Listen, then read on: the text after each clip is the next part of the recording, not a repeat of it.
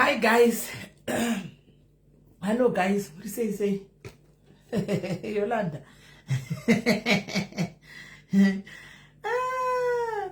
Hi guys. Masura say.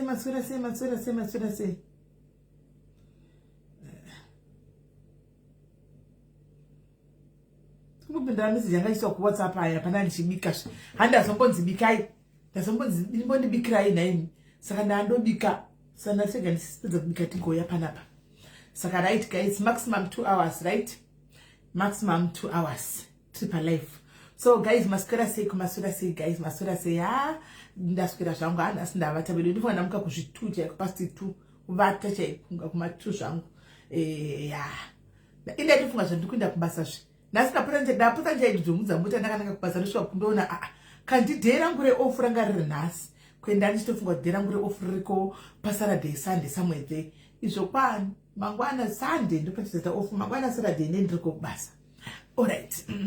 But guys, muri say how are you guys? Anyway, ndanditoti nasa ndimboendi pa live rika ndimbozorora ndimbonyatso zvimukira ndoenda kugym kwangu ndodzoka ndandobika ndodura novata mangwana sokuri kubasa. Asi nekuda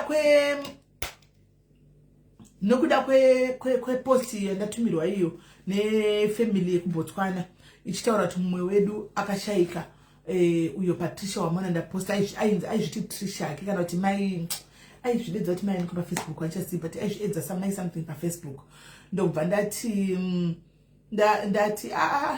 so it's like kana munhu akagona kuzviuraya haana kumbotaura kuti ndizvo zvaangasangana nazvo but aitori mudiaries airikuruta vamwe zvokutodaro achirikuruta vamwe vachitondudza ngozviti isusu titoya padiaries takaunzwa naiye achitoti hande kudiaries ndokwedu kwandotambira uko. She was a very reserved person. So kuBotswana iko like I don't know, we don't know, they don't actually know exactly what happened but kazhinji kacho guys, a married woman ukaona kuti akumwa mapirisi overdose mapirisi akawanda zvine chekuita nemarriage kazhinji kacho guys, it has something to do nemarriage I think. Asa zvabuda hazvo but it's obvious guys. Ukaona mukadzi wemumba ongomwa mapirisi kana kuti ongozviuraya hamutsvaki look no further. Mune zvinenge zvichiitika mumba anditika. So zvandibata zvikandishungurudza ndikafundirana nano kuBotswana ndikataura nawo ndikanzwa wanga kuorapa uko ndokwanga ari zvikandibata and then ndikabva ndatoona kuti no, people are going through a lot guys but now some they don't share, havakwanisi kushare. Pandaisa post I went through the comments zangu, a lot of people were like tinoshare saying when we share good night Samantha, good night, get well soon. Tino share say nokuti tinoitwa my laughing stock. Tinotaura say my problems now because we get judged. Now, yes, Andimasiziva. Now you see guys why I always say Papa, let's not judge. We don't judge, we listen, we don't judge, especially panyaya yemunhu. I think my own post not a pina post yoyo. My own post yoyo, my comments mkaenda. People kune vakawanda wamatoya ku inbox vakatikumbira number vane vari kuhave the same suicidal thoughts kuti simeli inini I'm also having those thoughts kuti tonoti ndagumira zvina ndingofa animona kungofa kunongove kupera kwazvo. I didn't get to ask hangu ndovana anandichivenza boza nambobata phone ndanchibika ndandina get to ask hangu kuti nemhaka yei chii chiri kuitika handina kubvunza but it's like vakadzi vakawanda vari kusangana nazvo vari kuti tinosekwa nedambudziko rako.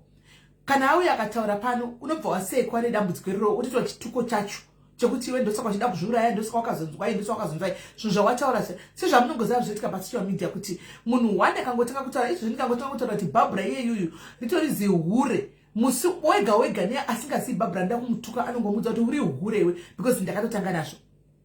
Animona uri zihure iwe otozowedzererawo zvake. People they tend to kutora zvese zvinotaurwa pasocial media and make it reality.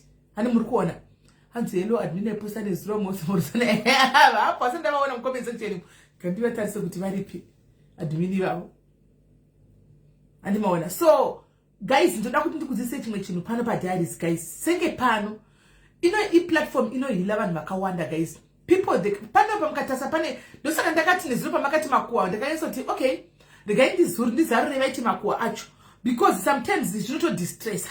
Animaona zvinova distressa zvemakuwa nekumboseka wao vachidini animaona because tara chokwadi vanhu vanenge vakaremerwa. Iye you want to find sometimes she feels that way. Iye you Sometimes, yes, social media can be toxic. Yeah, you last week she was feeling suicidal. She goes through a lot sometimes. I don't want to solace for social media, Papa. That's so bad. I was a tourist and I know. Because I know the joke and some Tuesday because I didn't also. She goes through a lot and the don't sister. And more, she goes through a lot. But when I understand much, and to age, you now you can because they don't know your story. They don't know your story. Hi, my Nana. I know your story. People, they don't know your story. Uripi. Uri. What's going on?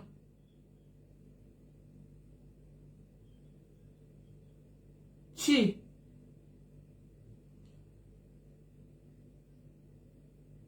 Are you okay?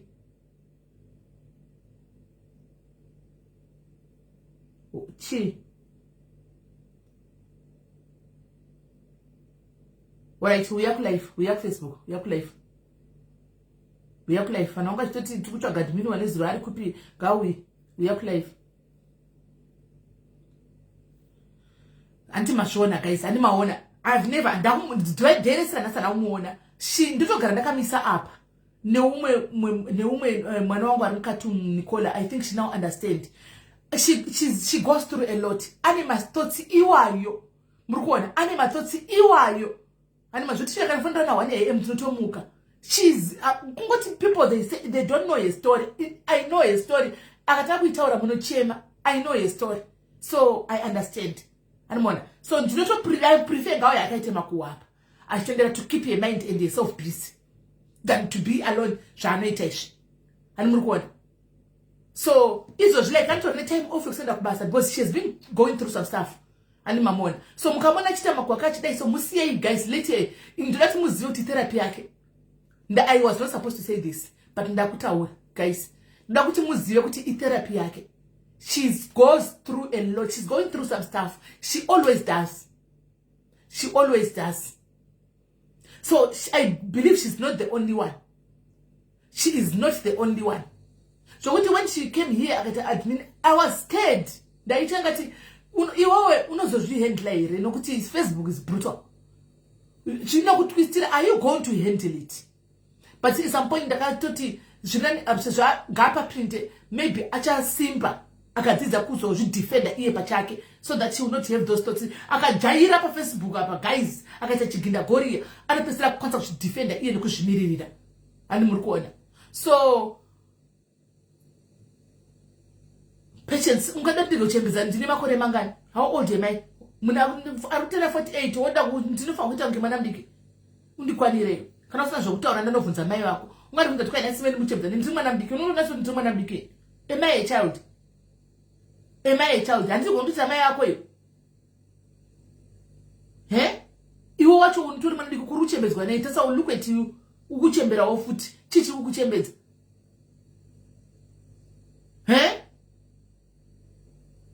Iye wacho nei mutatse womone pechu uri kutochembera nesera pamwe zvino 20 wakuita unge 39 or 40. Isusu machembere unoti tatokura tito uda kuti vana vadiki.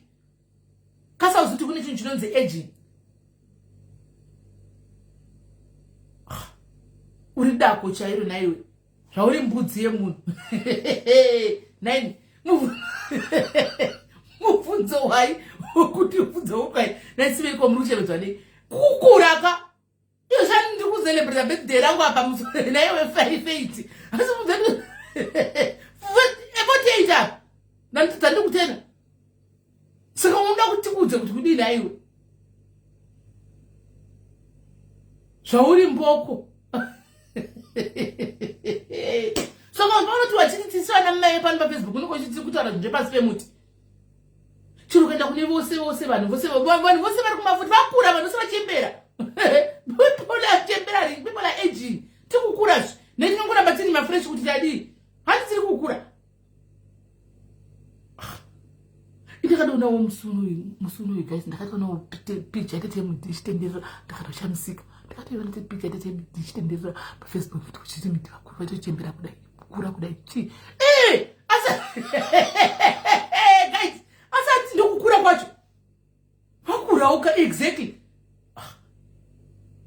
ndima picture ndakatotoonera vanhu vandakanga ndagara kudhara nawo ndisingazavaoni kudhara mapicha amanzongobudikira ndikati saka ndizvatotoita zveguys ngokutokura ngokutokura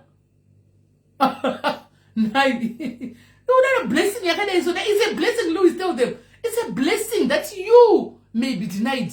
Unogona kudofa next izvo zvigore kana next year at 30 year 29 isu tikungongenga zinda tikungongenga nyasha idzi wondibvunza kuti kwai kudewo nyasha takatoona shu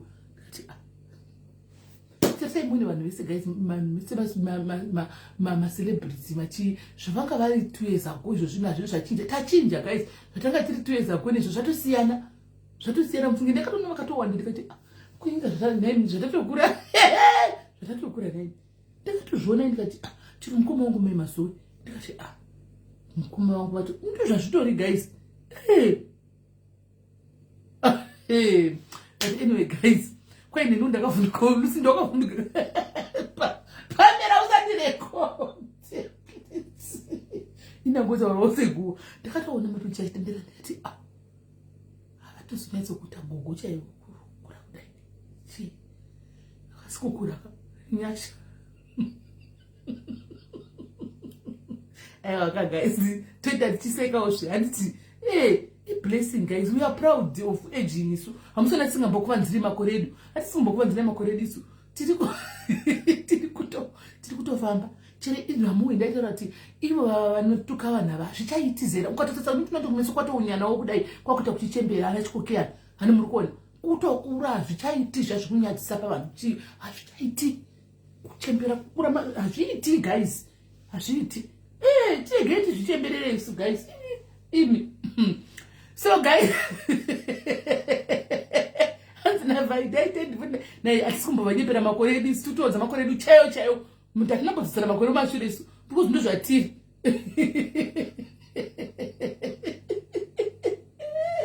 guys zvakaoma anyway guys kudenda pamuromo guys anotukwa zvangu right guys saka ndatichidi ativanzisu saka ndatichingoti guys vanhu vari kupinda nezvakawanda rusangana nezvinhu zvakawanda wanda guys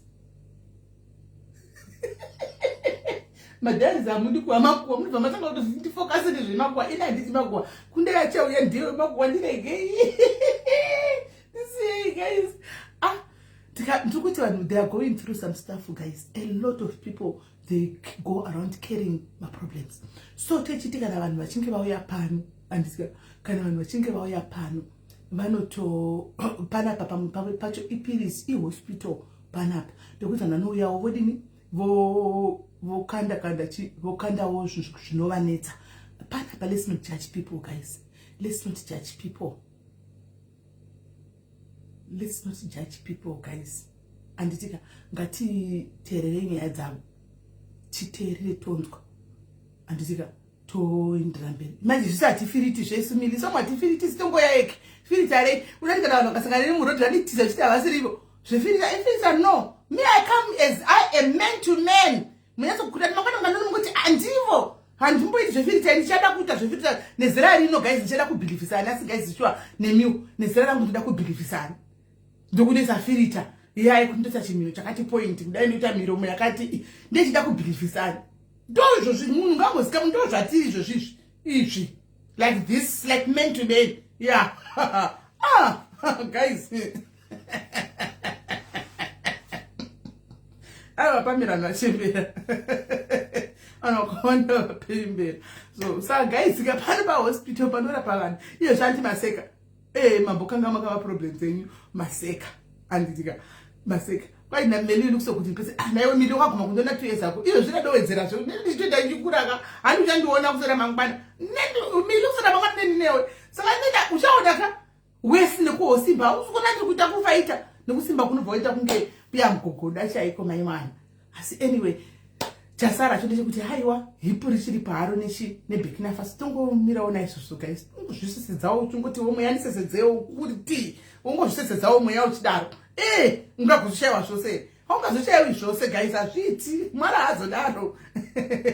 Mwari hazodaro. Regai ava vasi vepano vatoedzozvitadza kuti panapa hapaitwi iyoyo kudzi, pano hapaitwi zvamuri kuita, zvinoita kwasititi kumwe kwete pano, andiona. Saka tabva tokuendesa pano, hauiti izvozvo, pano hapaitwi zvokutukana, kana ukangouya panapa nedzungu ndobva watoenda, handitika right.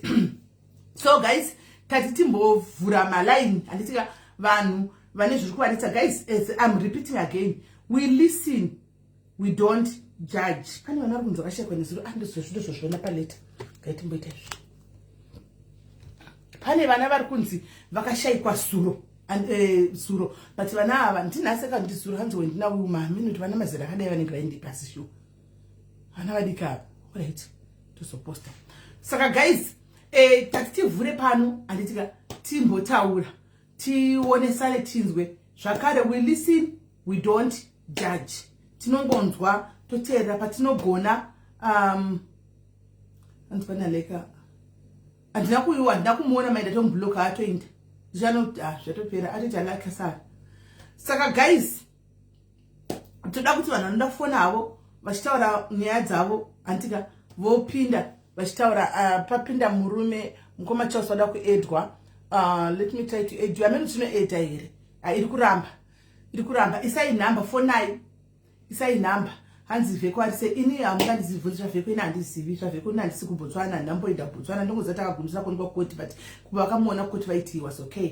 Andikanga akazvipfekera hake mask, akazvivharavhara nemask, but he looked okay. Anomuona kunodyiwa kujera, anenge achidya, saka is fine. Anodzokera kuti musa 22. So musa 22 basically tona chichikuitika, pamwe achanobuda, pamwe achatonzi zvatozvi next day, because makoti anenge atovhara, taura chokwadi, makoti anenge atovhara. Saka 22 kungori formal, maybe kungosvikonopuwa futi rimwe date after New Year. Atimona. So yeah, kwanzi peji kura kakura kapeja kana kuti next kusura makota kana kari 100k kafamba wena kapeja, right? So guys, vari kutuda kuti vanhu vadurure, antika vanhu mudurure, vari kuda thank you for the stars nasina kuona, vari kuda kutaura zviri kuvanetsa mukana ndiwoyu, anditika modurura munongofirawo zviri nani. Pada pakudurura pa you never know, unogona kutosangana nevamwe vanenge vakateerera vakutotsvagawo vanhu vekubatsira, antimaona, kana kuti vatotsvagawo anogona kutongokununura mudambudziko raunenge unaro, antimaona. So just call in, mukana ndiwanda kupai, call in, mutaure zviri kunetsai, antika musavanze, because kuvanza unongosara neproblem yako, kuvanza unongosara neproblem yako, anditi. So ukangofona, say your story as it is. Kuti vakadzi vakawanda vanonetswa nenyaya dzemarriage mudzimba, varume vanonetsa, kwanzi paita stapati, varume vakawanda vanonetsa, vari kune vakadzi vakawanda kunza nevarume mudzimba. And come and share yours. You never know, panapa panongoitika zvinhu zvokuti haungazvizwisisi kuti zvinofamba sei, unotombotadza kuzati zvinofamba sei, utondoshinza munhu aenda kutombatsira vanhu kudai. So muri right here mukoma Charles? Ndiri right sisimele muri sei? Ndiri right hangu, muri sei? Aiwa, ndinofara chaizvo. Ndaona mati ndandaona message request, taura henyu. Alright, ndazwa nekutaura kwamuri kuita. Ndinotenda naizvozvo nekuti kurudzira kuti titaurewo zvinotinetsa. Inini nhaurwa yangu yakadai so. Pane vamwe vavo vakamboti no haiti kutaura, asi zvinoramba zvichindinetsa. Nhau yangu inodai so. Mudzimai wangu inini unorwara, asi kurwara kuri kuita mudzimai wangu une urwere unoonekwa ndini tiri mumba munomu. Okay. Si pamwe pacho masikati anonga akasimba. Okay. Manheru chinonga chakachaya. All right. Saka last month yo muchembere wangu airwara. Vakaita vakandibatsira vakazotano mudzimai wako unofanira kuti ange ari padhuze pana mama kuti agona kubatsira muchembere wako. Anditi akabva aenda kumba. Asi tichiri ipapo mudzimai wangu ndaane 15 years ndamuroora. Asi pa 15 years ndaane 7 years zvinoizvi ndichiona kurwara kunoita mudzimai wangu. Ende anorwara because pamwe pacho nguva dzose ndinonga ndichirwadziwa. guys mukuiona here 1200 stars idzi musaite sekuti hamusi kudziona 1200 stars. Thank you my love, thank you mwa, thank you. Taurai nyaya zvadzi. Ndinonga ndichiona kuti umwe wangu unonga achirwara. In short ndichida kuti ndijambe ipapo. Weather ndingasiya ipapo ngerekuti pamwe pacho tinogona kudya bota masikati noti usiku. Ndichijamba ipapo paakaenda kumusha kotarisa mai akasvika mai vakaita zviri nane. After that mai vaita zviri nane urwere hwake hwakatanga ari kumusha ikoko. Ndikabva ndatengesa mombe ndikati ana bangure ndiyandodini mundobvisa. Vaenda kundobvisa pfuma vakataura urwere hwemudzimai wangu. Enda mudzimai akataura. Pakaita kakunesana. Vefamily yekwangu vakabva vasina kudya chikafu vakakwira mabhazi vakaenda. Vakafamba kundotsvaga zviri kunesa mudzimai wangu. Zvikabatika kuti panewo vamweni vakadini vakaita zvavakaita. Anditika it's fine. Ichobva yapinda mudare mambo. Yapinda mudare imomo. Pochobva pazi panodiwa mare. Ndichobva ndatumira mare yanga iri 200 US. Pochobva vatanga kufambira nyaya dzemudzimai wangu. Vaizwi vakabatwa kuvakaenda kuti ndo vanokonzeresa. Vakauya mudare vakati hatidini hatifambi. Vati hatifambi. Vakati tirikumira vana vedu vari kumabasa vauye. Vochopuwa next date. Vakauya. Vauya. Vanova varivo. Vanozvara mudzimai wangu kunyange baba vake vakashaya. Havazi kuuya mudare. It's fine. Vochopuwa next dare. Vapuwa next dare. Vanova ivo vanonga vari vamiriri vemurandakadzi wangu havazi kuuya. Ndichobva ndati it's fine. Ndichobva ndakumbira kuna munhu aifambisa nyaya dzangu. Ndikati hakuna here ana mambo vanozikana ngekuita zvinhu zvinoita kuti zvikasike, vanoita kuti vakashaidza vanhu vana mudare vanogarisa zvinhu zvifamba zvakanaka. Ndichobva ndapuwa namba dzaheadman. Namba dzaheadman dzauya. Ndakataura naheadman. Iye mambo aifambisa nyaya ine ochobva tsamba, ochobva anyorawo tsamba transfer kuisa ikoko mudzimai wangu. Akabva aperedza nomupurisa. Asvika ikoko mudzimai wangu kakabva kazi alright. Mudare mudiwa $50. Then mupurisa $20. Then vachabatsira panyaya edha ngevechivanhu enzanga kuchechi. Padiwa 350 US. It's fine. Chobva ndabhadhara mari yangu. Ndabhadhara mari yangu kudaro. Next dare last week I think musi wa 30 vakabva vapinda mudare muya. Vapinda mudare. Vochobva vaita zvavakaita. Nhaurwa yakandosarira futi kupi pondakaroora.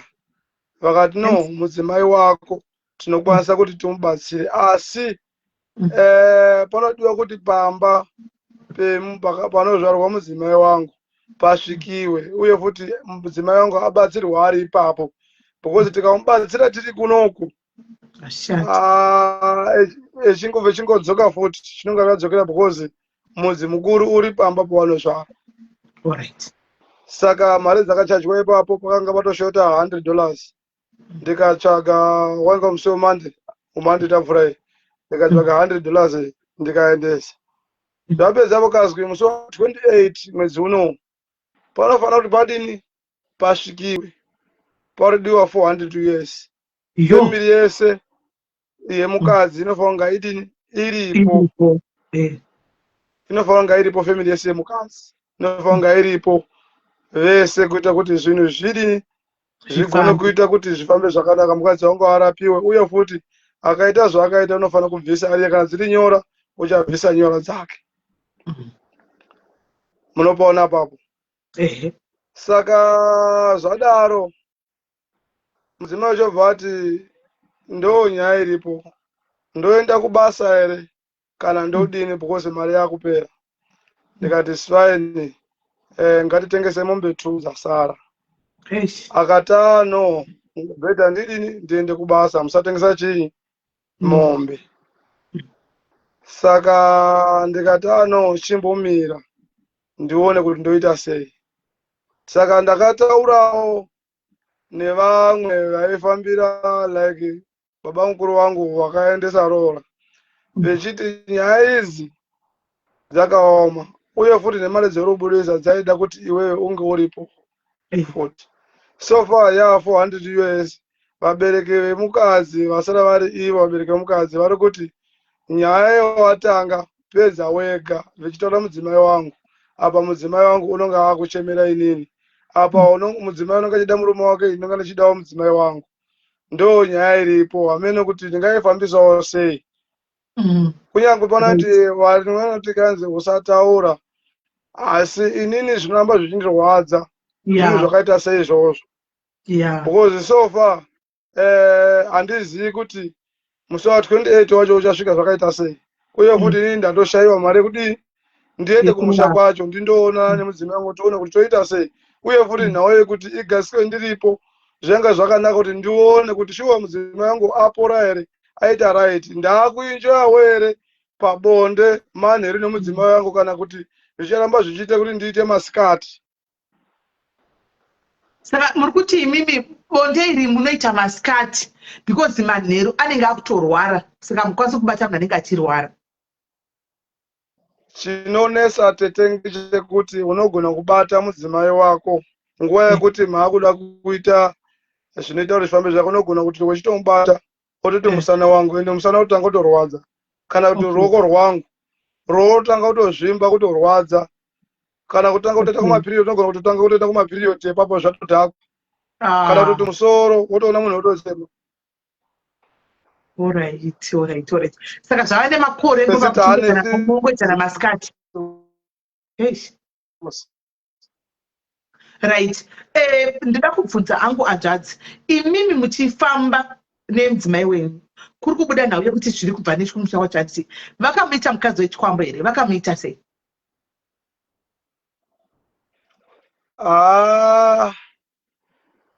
Nyaya inonesa ngekuti pane vatete vanozvarwa nababa wavo, ndo vanoziva zvavakaita pamudzimai wavo. Alright. Okay. Alright. Saka vatete ava varipo here izvozvi kuri kunzi ngakuuye, vari kwanisa kuti vauye here vadzure, noti kazhinji zvinoitika mukoma chaleka, vanhu vanoroya vanogona kuroya vachikubvisa, vanenge vasisa kukubvisa. Ko imimi sezvo mukadzi ari wenyu wamakaroora, madi kungofamba nemukadzi wenyu mega mungorapisa mukadzi wenyu, kwezi mukadzi wenyu wavo kana vasingadi kwezi kusauya kwavo pabviso muchibvisa mari, pakuchajai mari mobvisa mari vorega kuuya, kura kuti ivo pane zvavanoziva. Imimi mune kodzero yemukadzi wamakaroora, asi mukadzi wokuti igirlfriend, mune kodzero kuti mutore mukadzi wenyu zvichero kanopinda pasi pemvura naye muchizamba kumurapisa, kana muchitenda back to sender, ngazvidzokere kuna stay vavo, ngazvidzokere like zviri kuitika zisimere ngezvekuti ipapo ndashaya hangu mari yekuti ndiende nekuti ndigase zviri kumberi. Tarisiro yangu yange kuti kana zvikaitwa musi wa 28 zvikatadza kuita zvakanaka, ndanga ndichida kuti ndiende kumberi. Esingi pamusoro pekuti unonga usina pekubata, unonga usina pekutangira, ndo zvinonetsa. Pakaipa. Saka mukadzi akaenda kumusha rini? Ata ane mwedzi so. masikati anotoshanda angatoripo usiku ukangosvika kana ari kumusha anorwara here ari ega musipo imimi anorwara here usiku so far zvatava kuchitoitika manje kuti manhero aya akutoramba achitorwadziwa chero musipo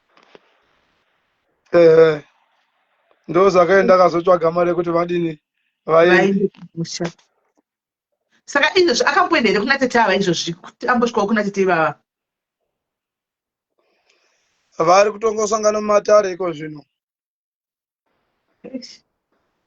Right guys, ava ndimukoma chale munogara muchivaona pano, mukoma Charles Mashara munogara muchivaona pano, avashoti panapa takutomutora kuti mumwe wedu zvokutodaro andisimaona varipo. Ndo nhau yavo hazvisi easy munhu wemurume kuti abude pachena achitaura nyaya dzakadai pavanhu kuti ndo zvatiri kusangana nazvo. Andi muri kuona pano munhu akutoendawo through a lot andi mazviona. So ndo zvatiri kuti vanhu ngatiteererei, let's not judge, we listen, we don't judge. So vari kuda kubatsirawo mukoma kuvatengera ticket guys, handina kuti vapei mari.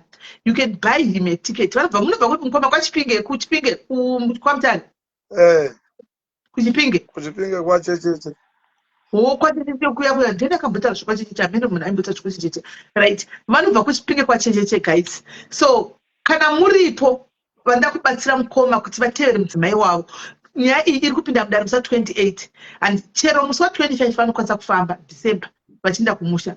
Christmas day chaiyo vanokwanisa kufamba, chero 26 vanokwanisa kufamba. Chikuru kuti vasvike before musi wa28 kuti vakwanise kuti vanzwe kuti kudare kuri kunzi chii. Handichimaona because vanogara kuenda haiziri kuenda. Chakakosha kuti mari inodiwa nditange ndaiona. Okay, saka mari inodiwa nditange ndaiona because kuti ndione ndopanenge pane problem. Tiketi rinogona kungotengwa asi pasina mari yekuti ndigone kusolva zvinhu zvacho kumberi, hapana chinobuda. Iyo 400 yacho hapana chinobuda. Vakatochema ikazosvika pachi pa 300 pa 350 esi pasina mari ukanyaenda hapana chinobuda. Alright, because kumusha munozviziva. Yeah. Right. Tanakanga tobvudza kuti mari yebhasi mari. Izvozvi mabhasi handisi kuziva kuti mabhasi chako zvazvino ari kuita mari. Asi ndofunga vanokwira 25 kana 26 chaivo mabhasi anenge ave mapuraisi iri nani. Handinatsoziva. Saka vari kuti chero kuti ndikwire ndiinde handimaona.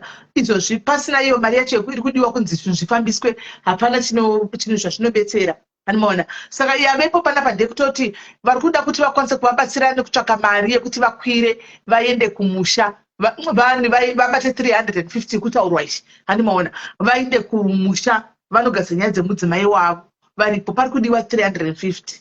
So guys, I don't know kuti imi munopaonawo sei. Pari kudiwa $350 US dollars kuti pafambise kuti pakwanise kuti vaitwe. Natasha nyaya dzemumhuri dzakaenda kwanda kumatare kwana chief. Saka hazvisiri zvavo vega zvokuti vanoenda kumapostori kwemari, zvazvo kutoitwa. Hanzi I promised to give him something in January, but now he has to go now because nyaya idzi dziriko musi wa28. Animaona nyaya idzi dziriko musi wa28. Saka ndo paripo tu January wanga promise kuti vabatsira yakanaka chose, but manje zvinogobetserei matare acho ari musi wa28. Ivo vari paground vanokwanisa kutsikirira semunhu anenge ati mari yamakataura ndauya ndatokweretawo mari ndisvike pano, saka ndingakwanisa ndidzokereka. Imi musina kugadzirisa zvinhu izvi, vopusha ndivo muridzi wemukadzi, vopusha vari paground kuti zvinhu zvidini, zvinhu zvigadzirwe kana dziri nyora idzodzo. Anomaona dzobviswa zokutaura kwavari kuita. Anomaona saka guys ndo nyaya iripo izvi. Handizi kuti varipo here vanoda kubatsirawo mukoma chale. Guys please ngationewo mucomment section if you are there, you want to help mukoma chale kuti vabate 300 ishi vakwanise kuenda kumusha. Handizi munogara kupi mukoma chale? Ini ndiri kuCape Town. Okay. Hey, vari kuCape Town. Saka kuCape Town kuri kunzi kune bhazi re1800 kwete re3000. Vari kuCape Town. Handisika vari kuCape Town. saka kana paripo vanosundwa nemweya waMwari guys vanoda kuvabatsirawo anzika please bataiwo mukoma anzi no I promised him yesterday before this story okay all right anzi pane akakupromisai anzi before this story akakupromisai nezuro amene kuti nekupi so guys varipo here vanokwanisawo kuti mubatsire mukoma chale ndinokumbirawo kuti mukoma chale nyorai nhamba dzenyu mucomment section imomo vanokwanisa kuya vauye kuseri vamwe havadi kuonekwa pamalive apa vachitaura kuti ndichakubatsirai asi nhamba vanouya kuseri isai nhamba dzenyu nyorai nhamba mucomment section umu mukanyora nhamba mucomment section people will see the number vanokwanisa kubatsira yaunayo shoma iyoyo unongovapawo guys yaunayo iyoyo ikaungana yakati vanokwanisa kuenda nhamba yavo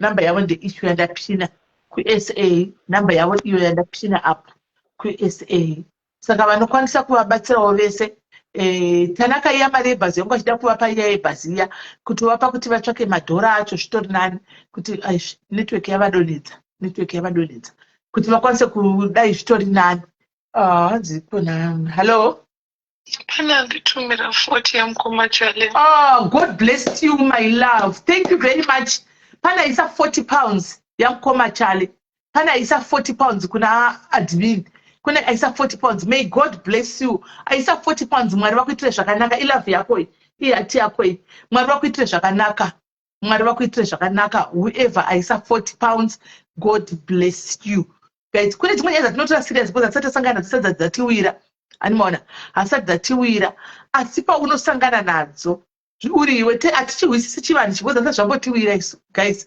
ndofunga musi unochiwa zvinokuwira unotinatsokuona kuti iwi ndo nyaya dziya idzi animaona so if you are there guys you still want to help a brother number dziripo kana uchida kuenda kuna admin still andika admin varipo munokwanisa kuti mubate admin movapawo chero yaunayo iyoyo andimaona ndoni manisiteri kupinda pandeapi tatu dzimwe dzatouya kamari ichitowanda vakatoenda kumusha tikatozowa kudai vanotirekodhera nyaya ivari kudare tiwe kuti zviri kufamba sei okay aisa 40 pounds abva atouya wacho God bless you my love God bless you sisimela can give mukoma cha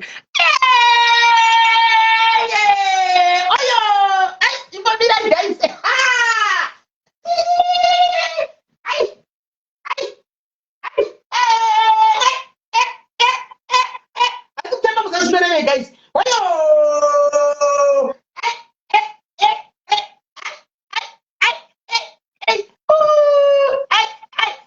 guys pane ati auya kuinbox kwangu akati mukoma chale ndikuda kuvaisaisawo $100 saka pane ati arikuisa $100 thank you Tafi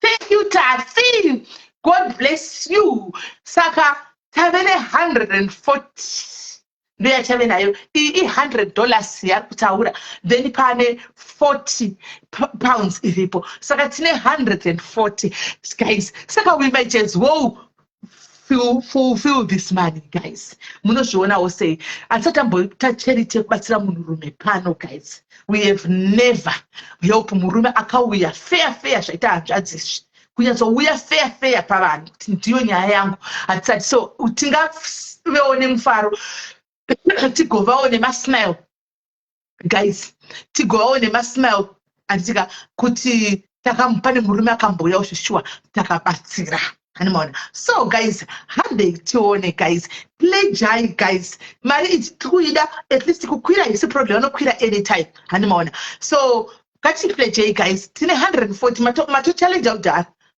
patove ne140 saka takutoenda mberi guys handei tione ngatiendere mberi tione patove ne140 yavepo saka guys handei tione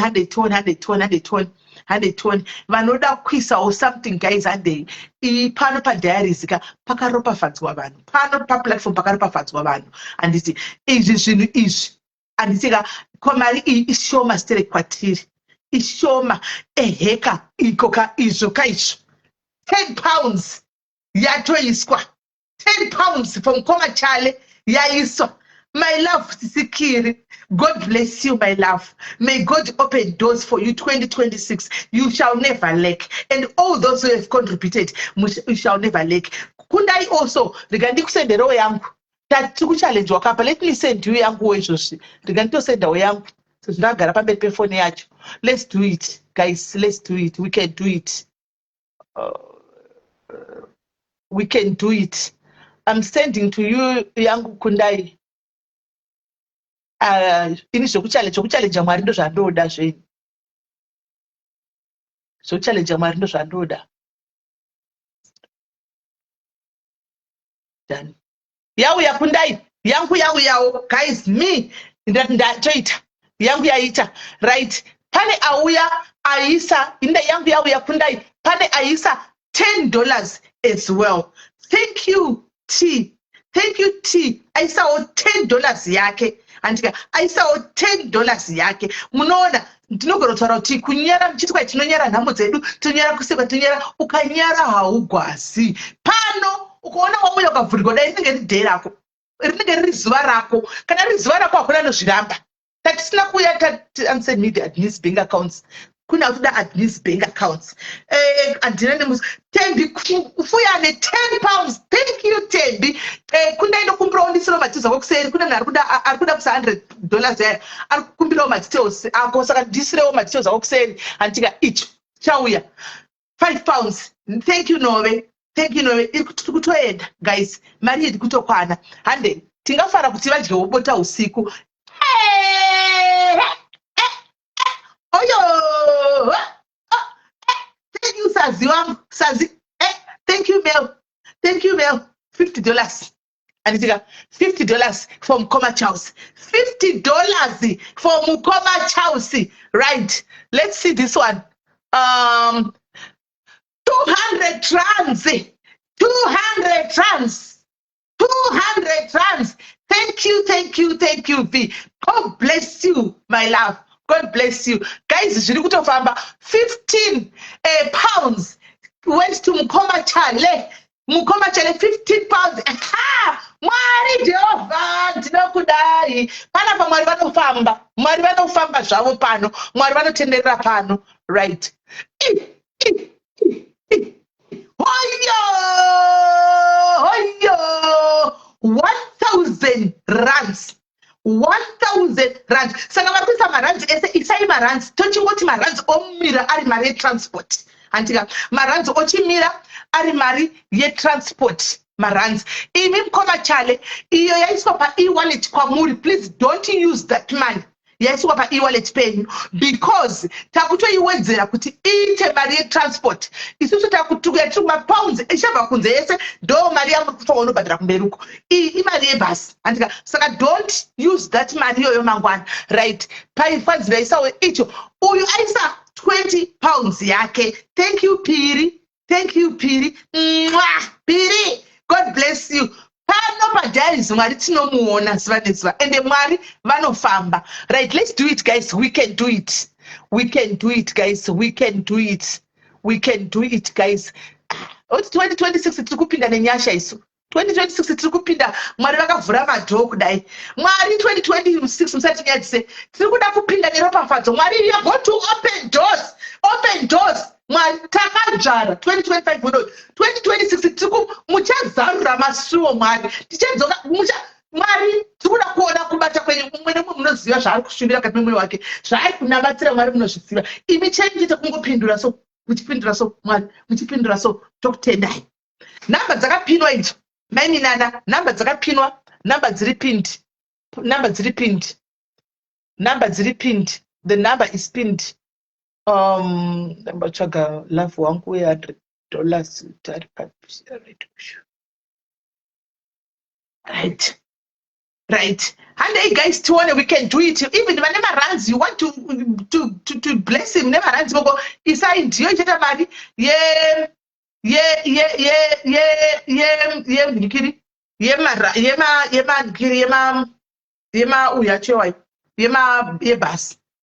Can I send? Yes. Right. Daisa yangu anonymous right ndaitaura. Right. Kana vari from guys, and they told guys, we in UK, how do we send money to the number? No, let's cook. Vari mu UK, my details agara vanhu vanaudhara vandotoraisa kuna admin kuna kundai. Vakusa kuna admin, chanozoita kundai. Thank you, Karen, 300 e-wallet. Thank you. Samkoma chali maisigwa 1,300. Ndoya maisigwa. Mavene 1,300. Ndoya maisirwa. Saka, let's cook. It's like vananokwesa kuna kundai. Then you end up with a charges. But I know there's a kuna admin. I was a screen recording or post a mona must say, never Zamakaisa anymore. So, and they told guys, Karatapes that pinned the pandemic, and from my river, and someone would to the lottery, and that was the answer to get a life. That's not with a life. That's somewhere last minute. From the touring guy on Comea and doing the touring. From my longer student to be a Panam Comea. Hey.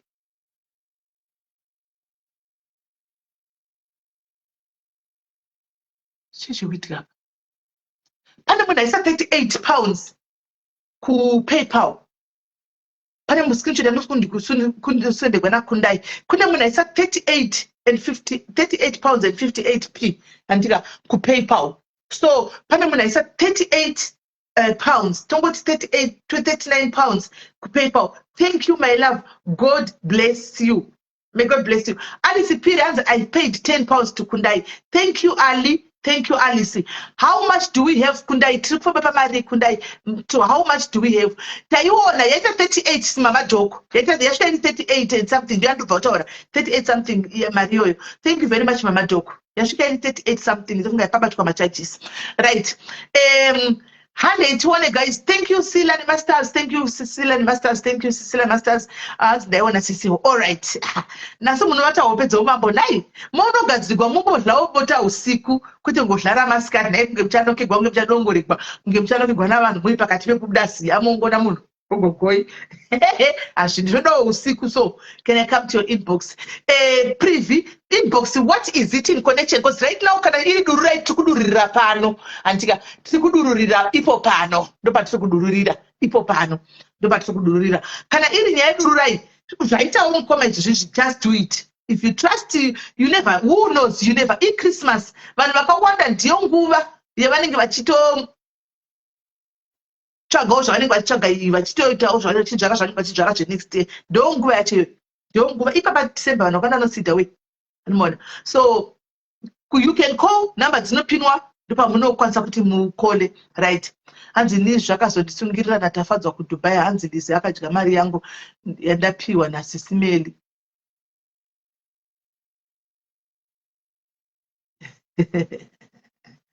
Vanhu avo vazive here iwe. Iwe kanga wadlawo here mari yatakakupa. Right. Yaiswa tindi yanga chinzi yaiswa naTari abva namaitari yabva yazoiswa. Right. ESA vaisa mari 150. Vaisa 150 pound 150 ichi e-wallet. Vaisa e-wallet or what transfer kuna vaisa kuna mkoma chali 150. Ichi iko icho. Or e-voucher. Munovapa vapei ku-inbox voucher vaisa 150 rands. Vapei voucher ku-inbox. Vapei voucher ku-inbox. Vapei voucher ku-inbox. Iro ramandikandiraido vapei ku-inbox. Vapei ku-inbox. Right. Saka yema rands eseri kuenda kuvanenge vachisa kumwe iseri kwavari ndo mari yetransport iyoyo yebhasi yekuti vakwire kuenda kuChipinge ikoko. Hanzi may you aid Sisimeli. All right. Ndofunga jecha kuda kutopleja pavanhu. Andisika. Right. Pane vamwe here vachiuda kuisa guys tendere bet. Imatapa mari Kundai. How much do we have all in all? How much do you have? My Sean chikanda chivaisira number idzo chiseva number. Ovaisira WhatsApp kwavo. Number dzandakapina idzo chiseva number. Ovaisira voucher irorero ku-inbox kwavo kuti vakwanise kuritora. Voucher mari ndeyamukoma vambokwira pana pavataura nyaya yavo. Saka tiri kuvabatsira pane panyaya yavo yavataura. Tiri kungovabatsira. We're just giving back. Kuna mukoma ivava panyaya yavo yavambotaura ipapapa. Right. So hey guys, I think how much tani mari Kundai? How much are we having right now? How much do we have? Oh, bless you. $100 advisor. Bless you, my sister. Bless you.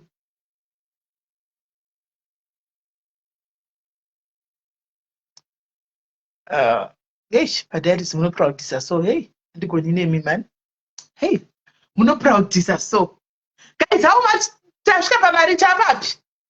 Ngatifonere admin tapapi. Tinotapa mari. Wanzo, tapa mari.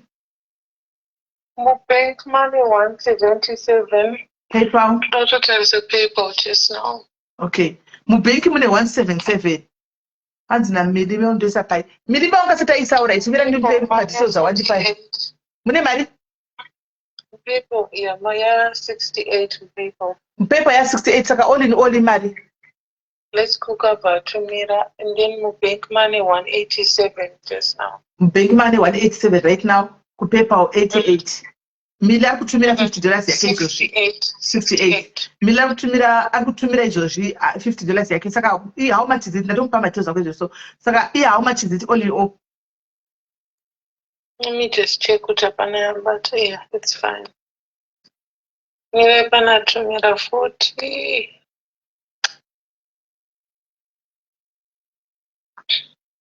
Yeah, 187. Mu account. Plus na PayPal. Ukaivere yamari yese 188. No, ndikoni metsia 103. 187 and plus 68 plus 50 kubva kuna mail yave 305. Hanzi ndatumira 20 pounds. Pane 20 pounds apinde kuchinoiverenga. Just now, let's go. Okay, so yes, guys, I sure Cheryl Muna, I sure 305. Are you sure? Yeah, oh, sorry. Yeah. 305. 68 plus EOO 187. Yeah, million certainly with zero. Alright. So that is 305. So right, 305. We just need how much? 30 pounds. Kuti pound zo convert isvike pa 350 and pound convert isvike pa 350. So tungoda 30 pounds, guys. Tava kutongoda 30 pounds short. Kuti isvike pa 350. Thank you, let's cook. Thank you very much. PayPal, please. Do not get PayPal, you know, get any power in Nogotaurwa. Kundai Melissa 87 at K7. Kundai Melissa K7 at gmail.com. But let me just write it in the comment section. Kundai Melissa K7 at gmail.com.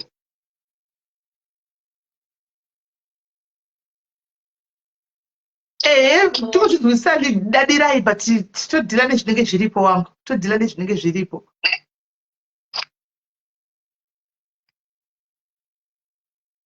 Pana esfuyani atumira 10. There were pane milaisa.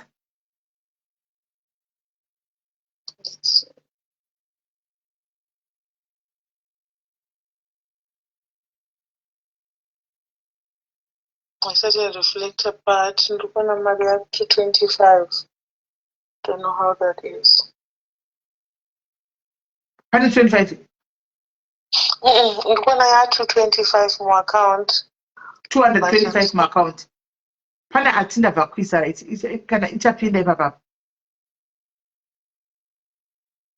Tukona hands dead kuti isvike pa 500 hunge vanhu vanayo mari my dear toshanda nezviripo we work around zvinenge zviripo chine chokuti isvike kana 1000 tenge tinacho andiona but vanhu vanenge vasina vanhu vasati vatambira wangu saka totongodhila nezviripo andiona chino chetu tisvike kana 1000 vambe zvakanaka tete titori nacho but vanhu vanenge vasina mari vanhu vasati vatambira saka vanhu totongodhila nezviripo at least kuti vakwanise kuenda andika nemari iyoyo vakwanise kunofambira nyaya dzemudzimai wavo chete tete tichodawo kuti tisvike ikoko but panenge pasina because now now tambira auto sacrifice awo andisi kuona hanzi ndichavaisira ini yekudya mubhasi thank you abantu saka wabantu ati ari kuzoisira mukoma Charles Majara 2000 rands wabantu ati ari kuvaisira 2000 rands yekuti vafambe vachidla muroad Saka thank you wabi wawasani my son wabantu Godwin Zendara ati ndiri kuzoisa 2000 yachavapa kuti vakwanise kufamba vachidla murodhi. Ani maona kuti vakwanise kufamba vachidla murodhi. Saka 1300 plus 150 plus 200 plus 2000 yava vantu vanodla. Haiva vanodla. Vanodla. Vanofamba vachidya mutotenga iri McDonald's chizivo kusingafa ndichikogara zviya. Mutotenga McDonald's. Munotenga iri McDonald's. Vavati 2000 ari kuisa maakaundi icho. My son wabi mwana wangu iye you guys. Animaona. Saka right. Zvaita kune vamwe here guys vachada kuti vakwanise kuti vadai varipo here. Tinongoda 30 pounds guys kuti tite ikwane 313 I think. 30? 313. 313. Saka tikuda 20 chi 313. Tikuda how much? Kuti ndikaikonzeta kumaranzi nenge mari. 313. Okay, pane 10 pounds rikuya PayPal. Thank you Jax. Thank you Jax. Thank you Jax. Thank you Jax. Thank you very much Jax. Pane 10 pounds. Saka that 22 23. Andika 220. Saka tikuda 20 tikuda panzi tikukumbira PayPal in PayPal. Yeah, please before I can find left to go. Inonzi Kundai Melissa. Kundai Just right. Melissa Kasefe @gmail.com. Kana ndisira kukanganisa. @gmail.com. Ndinyoreka correct one. Alright, nyora chona. Satakanda zvisirizvo. Ndanyora. Alright. Iri back. Where is it? Alright. And I saw comment section. Kundai Kasefe. Iyo yapinwa ipo. Iyo Kundai Kasefe. Kundai yo. Manje munhu ari kuida ari kuinbox izvi. Alright, mina nditeedzere 8. Kundai Melissa ine maeo mangani? 1. Melissa Kasefe @gmail.com ati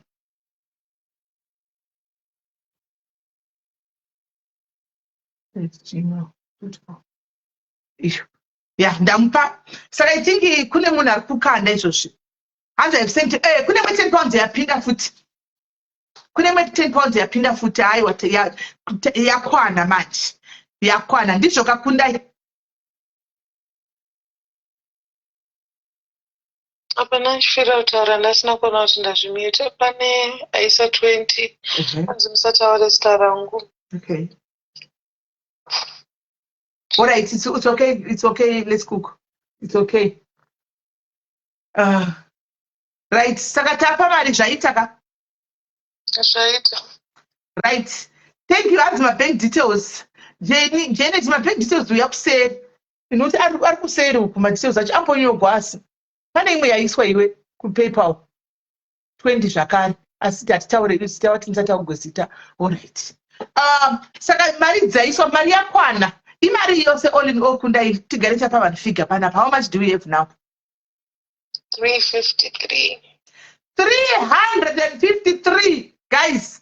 Ndo yatidayo pano saka vakazaikonvheta kusa kumadhola inogona kuita 370 something kana tameno kuti tiita mamari kumadhola ikoko. Saka mukoma chali vari kupi? Kwirai tione kekupedzisira kwirai tione. Pane aisa kuti 20 hanzi no ndiwo ndataura izvozvo right now right ndataura izvozvo kuti no masita. Alright. Mukoma chali yamukwirai request tione nyorai comment ku edit tione mutende tida kumove mberi. Mutende tite move on. Uyai tione. Kwirai tione.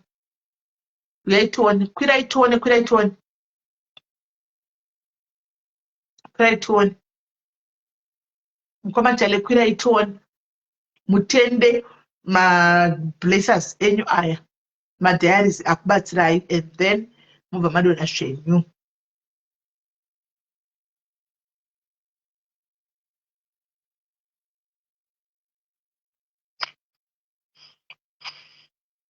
Thank you Queen D Chumbresi. Thank you vese vabvisa mari dzenyu. Mwari vakuitirei zvakanaka. Mwari vakuzarurei masuo 2026 rive gore remanake, ave manyukunyuku, ave manake. Andiitika. Right. Uyai mukoma Charles tione. And $470 yato exceeda. That's nice. Vanotowana pekutosvika vakabatawo pasaidi. That's nice. Right. Mukoma Chale, I think mangonawo kuti Mwari nhasi ranga riri zuva renyu. Ndimi chaiwo ndanga ndatowira palife pano. Ndandisingazivi hangu kuti ndiani, but zvangozoprofita kuti ndimi. So, yes. Taura henyu nevanhu. Ndinoda kutendai hama dzangu nerubatsiro rwamandipa.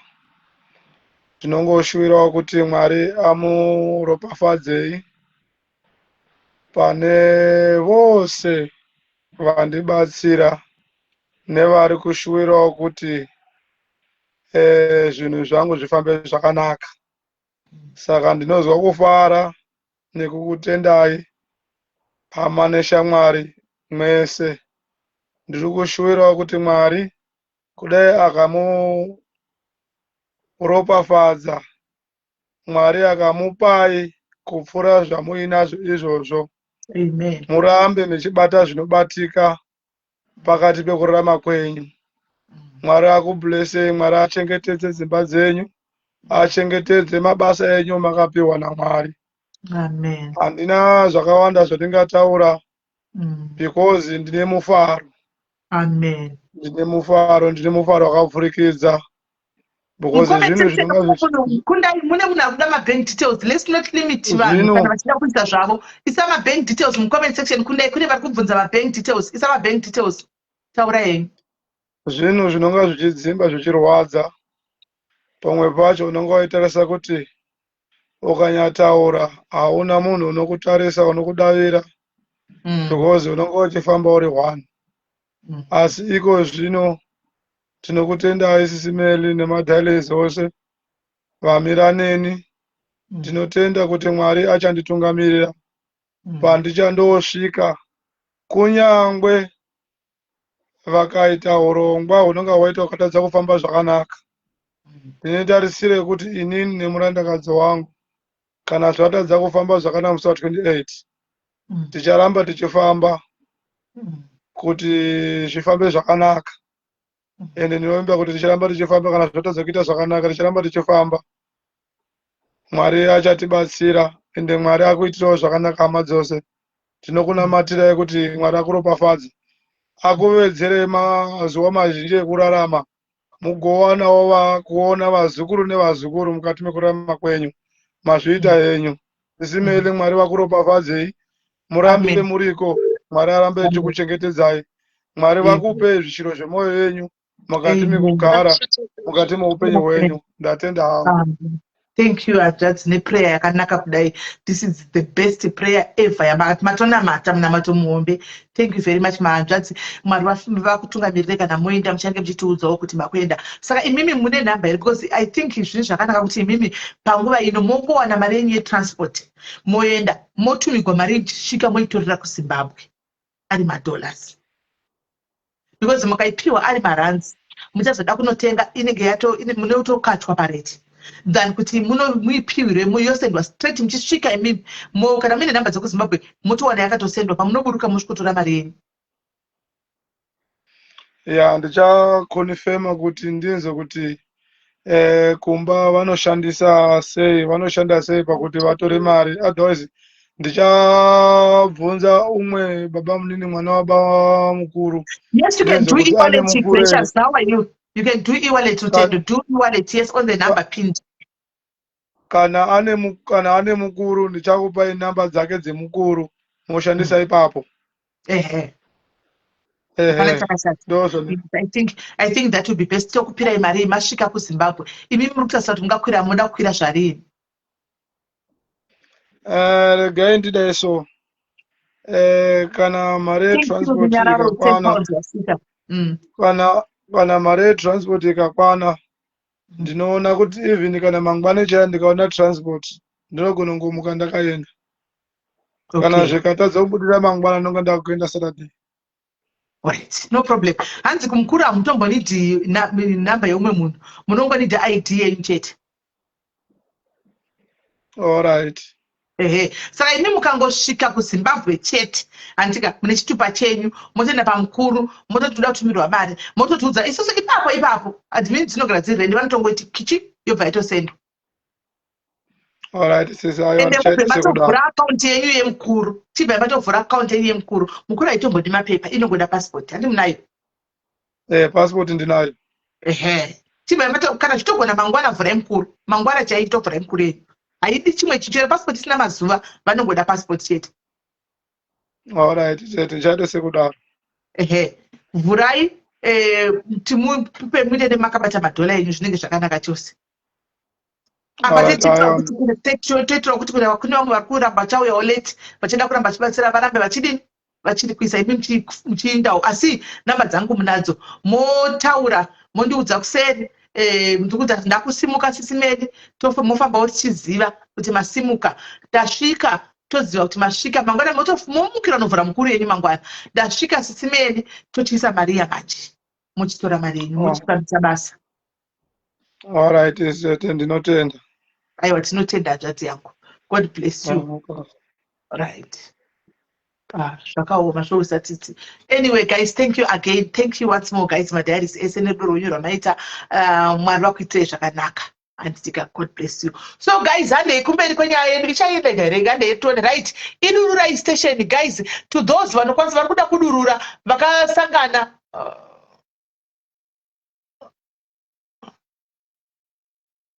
Kundai, where are you? Right. Tinoda testimony yebota pano kuti aiwa bota ndakazoda usiku. Tikutoida testimony yebota kuti ndakazorishvikinya bota usiku zvisingaiti. Tikuda testimony, right? Ende tione, guys, dururai station. Anditika vari kuda kudurura, vane zvavari kuda kutaura, dambudziko raunaro zviri kukunetsa, zviri kuita kuti ufunge kuti ndoda kumwa mapiritsi, ndoda kuzviuraya, kana ndoda kuzvina ndife ndimwe poison, life yangu iende zvayo because ndanetsekana, ndiri kuvhurira imimi life inoinde yenyu. Anditika zvaita mukoma vatoi vakadurura first time, anditika vangodurura nekutobatsirikana. Handimazvona. So vari kuda kudurura, please, ndiri kupai mukana, ndiyo nguva yenyu. Hanzi please jeche ndambotira kuedha ikaramba. Pane phone number, alright, takubvisa phone number dzamukoma chale. Anditika chinyorai dzangu tichiedha. Vanoda kufona mufona panhamba dzangu. Anditika right, regai tione watiri kutrai kuedha, tione kuti zviri kufamba sei.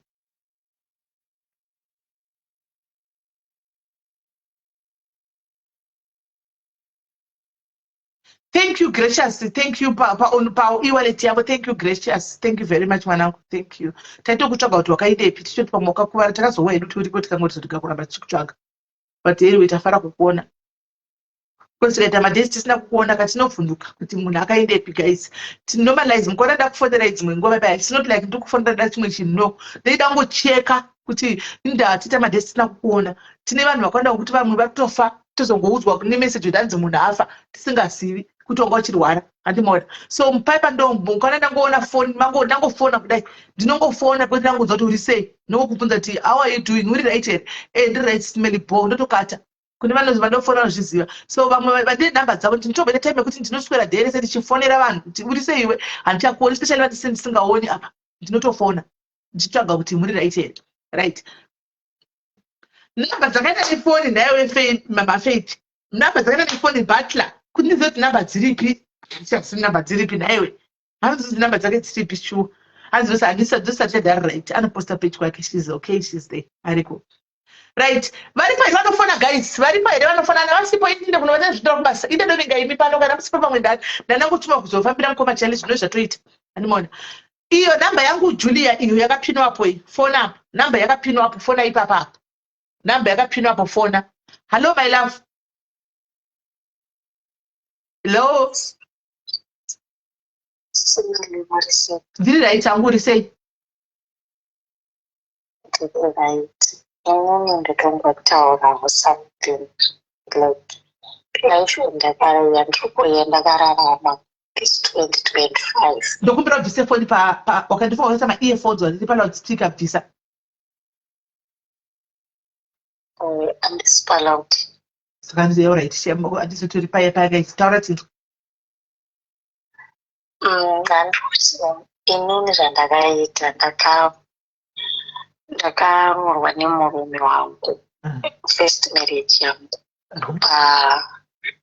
tasiyana tine mwana wedu 1 pandagara ndega pandazoonawo maite ndine vana vangu 3 inini ndikati at least ndikaona mumwe munhu ane vana vake ndine mwana wangu tinokwanisa kuita sei kugarisana murume obva tatonzi obva atonditi ngatichati then that time we were planning to go kuuk pazvazoramba kubva aregedza basa sikandanda kushanda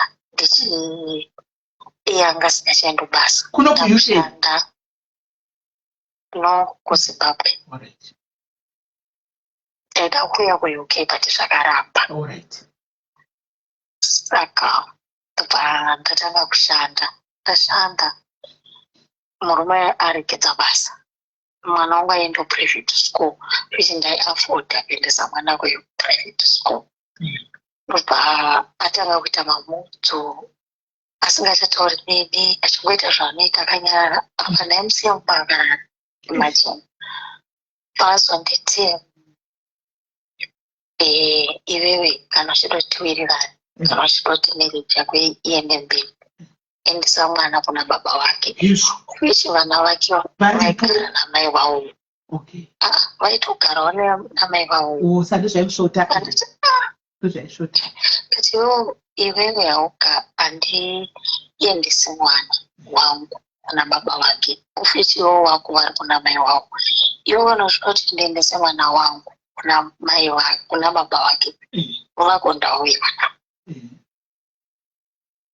apa tatonetsana usvikondizvarira mwana ufienda ndazvocalculata nayo baba vakawo vanenge tsotsi saka baba vaiti ndakazovhura kashopu kangu kasaidi hustle saka ndaivatuma kunohota handina kuziva kuti aitotora mari yangu baba chobva kuti mota yatosungwa ndazotodhisa mari kana ndadhisa $100 handazodai handazorasa mari futi aidana negirlfriend raidanana naro achimuendesera mari achimupa mari achitiwa bari mukadzi wangu aitoti mukadzi wangu habari asi kudondiparira saka ndonomufikisa mumashopu ndakatovhurira mashopu but adondizvarira like as if mari ndeyake uchi anga asina kana cent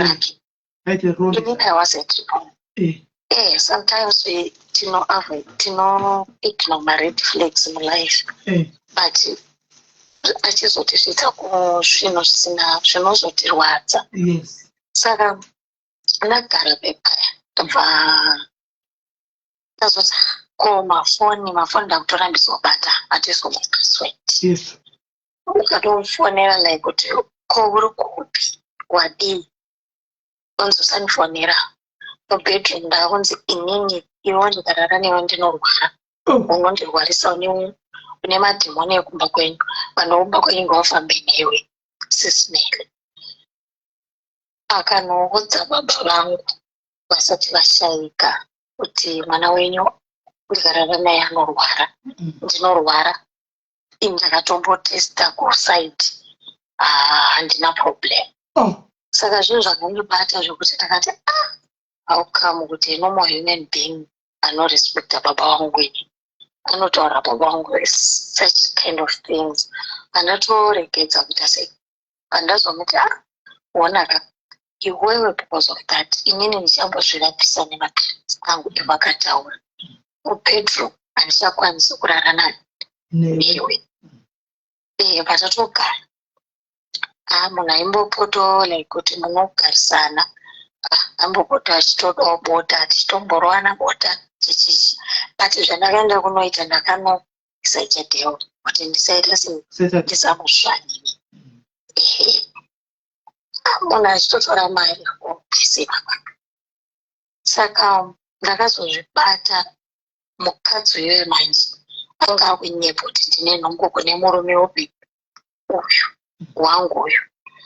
Saka iye mukadzi yanga kutunga murume wangu uyoyo like zvekuda kuuya pachipiri kana kuti aida kutora murume here kuti une mari saka kuda kutora upfumi hwese kuti uye ugare. Saka ndazogara mukadzi uya wautora nhamba dzangu foni memurume autanga wandishauta toka uzvara remurume unorwarisa murume bedroom like kuti vanhu vaitotaura kumba kwavo like pawanenge waona. Ndozotoona mukadzi yakutondiataka kana vandaseva nhamba dzake ndakuona mapastatasi achisa murume kutomuti kongwa ndiyeni mangogara mese. Ndatoenda kubasa ndarimedaka kubasa kandabvunza murume akati apana kwanti kuenda ndikati things buda mumba because I parent zvinhu zvinongorwadza. Sorry that was okay. Then let's start afresh.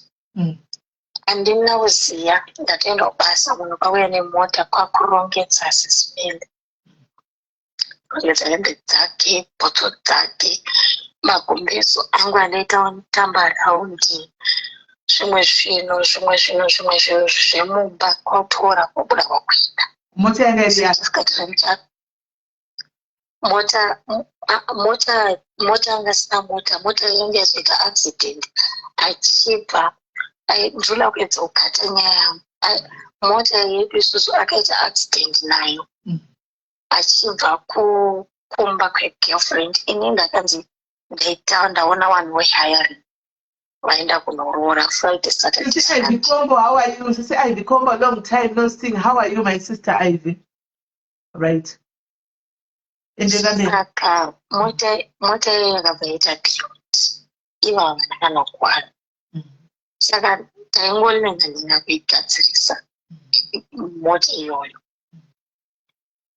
Ndakaisirwa nesister yangu yakaenda kuUK ndichinzi chisandishandisa hako because iye anga atoenda kuUK already. Saka mota yakabva yangoenda kunopa kugaraji. Inini ndisinawo mari yekuitindika suppose kanopita akati anoda 1.2 at that time. Saka iye akazohaya mota yomwe munhu kuyotora zvinhu. Maid anga ari baba. To my surprise haana kutaura kwandiri kufona kuti murume wenyawo yakarongedza hembe akabuda akaenda. Ndotobva basa ndafura bedroom ndaona mubedroom ndakana zvinhu zvake magumbezo angu mazhinji mamwe atsarwa manga akaita manyowani acho endaitamba maraundi akatorwa waenda marriage certificate waenda naro vandatosiyana nazvo nangisa that day akabva aenda kucivil court kwakunondimangara kuti ndoda protection order yekuti ini ndisita access yekufonera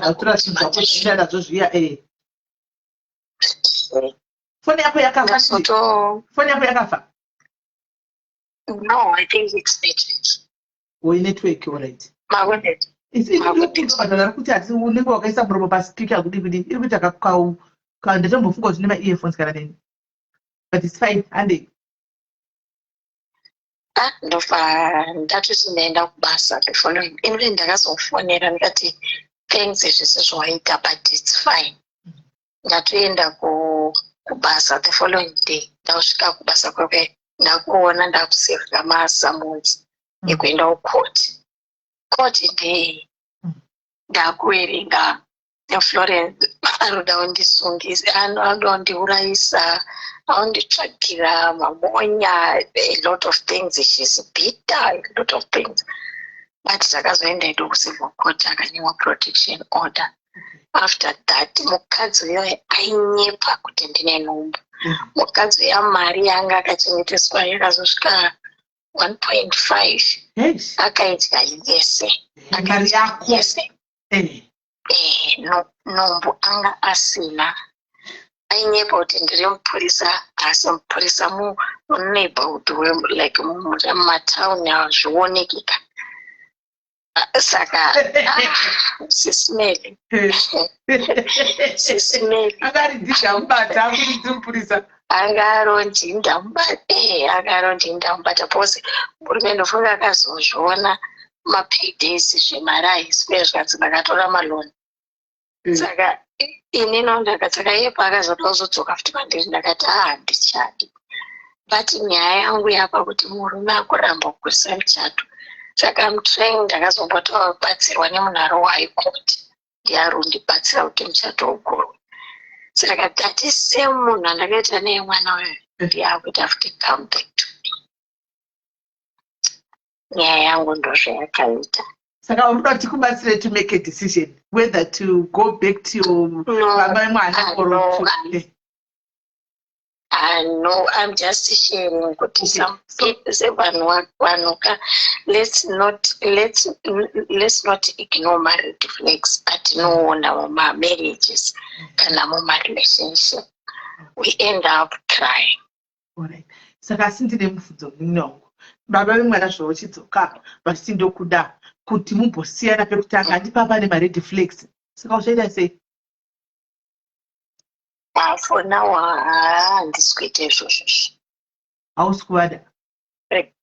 Aiwa ngatimbogara ndotsvaga sisimeli zvinhu zvekuti ndoona hemurume ndokanorondo uyu wacho waunoti pamwe ndiye wacho wemwana wacho kana kuti wakambosiyana naye anewo zvandinotoziva inino zvemared flags saka for now ndambomira. Exactly. Good one. Chimbozorora wagona. Chimbozorora. Take your time. The real men wako chaiye will chimbozorora. Usaita zvokuramba uchingochinjanisa izvi zvokuti wabva uku mangwana wadzokera uku wabva uku wadzokera uku unokuvara. Unokuvara. So don't do that. At least if it's out of your life and kana kufambira nyaya dzokusana just kuisa muchato umbofema usamhanye kuti relationship renda because it rebound unowira musirimu. Give yourself utogona kokuzviasilira ushanda chimboshanda umboijoya nemwana wako achauya munhu. That man uyo ndakachata nayo akafelia zvinhu zvekuenda UK ndanga ndakuita process yekuIreland akandimwesera macertificate angu eRed Cross mafingerprints nemamwe mapapers endanda kuprocessa kuenda kuIreland akanditi mukadzi ari pasi pangu hapana kwaanoenda ndingatotanga kuenda ndokutora saka zvinhu zvakangoma varumeka saka kuti usaenda ndiye anokutadzisa kuti uende bosi dai pamwe ndakangoti mafirst days akatanga kuitika mamwe madhirama pakaitika madhirama akawandisa anenge mataura akawanda asipereki andaignora but dai ndakangoma mafirst madhirama iwaya akaita pekutanga pamwe izvezvi ndiri kuIreland ndotoita life yangu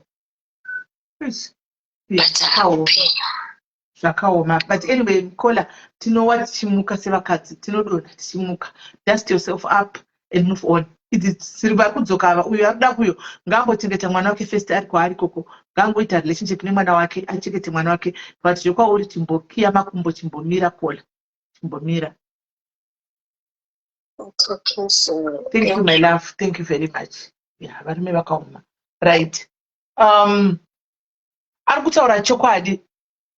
Ari kuti mamuwa nyaya yakati akamboita mukomana baba vemwana wekutanga antika asi zvakaramba zvikaramba zvachose akazoti rega ndiyo sezvo ndasiyiwa ndiye mwana chirega nditsvake munhu wechikuru ndokubva tsvaka munhu ane vana vake vatatu iye ane mwana 1 ndobva vatanga kugara si vana vemudhara vaigara nemukadzi wacho mai vevana saka zvadaro vachigara murume akasanga kuita mamudzi kuchinja kudi akutizvo ndoda kuti unosiya upe baba vemwana wacho iye akaramba ndangati baba vemwana wangu mwana hazviti saka ndopakunzwa nguva kuti maprocess ekuti auye kunze anga nemukana ndobva murume azvivharira akati nauna kwaunoenda ndingandotanga kuenda ine ndakatogona naye akasatouya because dai akatanga kuenda iye murume uyu kutaura chokwadi wanga usingakuteveriwe kwaiti togwa umwe munhu anomaona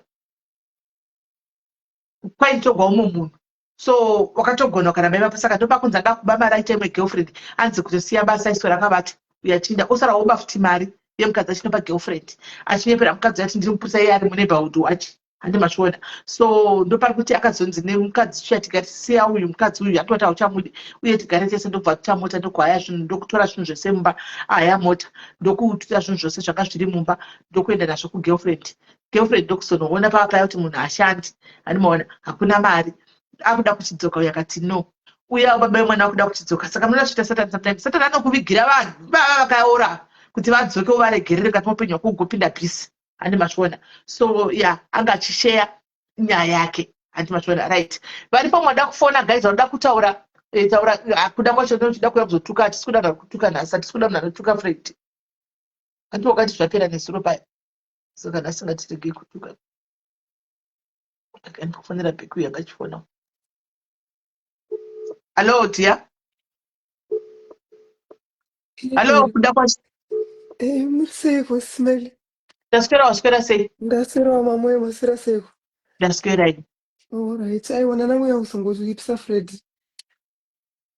Zori? Nanda kutoipisa hangu Fred. Ayo ndasati mbotete na Fred. Ayo mutumusha sobisa kumetsiwa ayo akatirike kumipisa. All right. Usori. All right. Iripo. All right. Right. Kola vari pafoni. Hello. Ndiri right kanjani kola? Matwins ako era? Haasi matwins angu ndingoropisa nekatoro angu atokura atove ne13 years. All right. Angu atokura ari kumusha ari kuZimbabwe. All right. Right. Ati ndei panyaya yatinzwa. So ini tiri kugara kuCape Town zvaiye zvinezvi. So last year mama wangu akashaya. So pavakashaya mama wangu ndakatoenda kunhamo. Ndanchitoshanda zvakanaka ndadzoka kunhamo. Basa rakabva ratotadza kana kubuda kana kutoshashanda. Varungu vandaimboshandira vakabva takaona vatsvaga vamwe. And then havana kana kuzomboita intouch neni. Kubva ipapo since last year. Zviri kundiomera pavana vangu vakusekendari. So ndiri kuZimbabwe ndandimbori undertaker ndiri motivation neclass 2 driver's license nedefensive medical papers ndinawo. So ndazoya kunoku then because handina driver's license yemuno muSouth Africa, so I was doing caregiving. Ndo basa randingatoti ndiri kuita iye zvinezvi, but at the moment handina. So zvakandiomera sismel. So ndaitokumbira zvinogara zvichingondinetsa kuti vana vangu ndaita sei, zvandiri ni baba zvandiri ni mai. So ndaitokumbira nekuti ndechida kushandira vana vangu. Ina hangu handisi kukumbira hangu mari, ndiri kukumbira basa. Kana paina anokwanisa kundipawo basa, ndiri caregiver. Ndakaita futi WASET level 2 yeSomela. Ndokwanisa kuita bartender.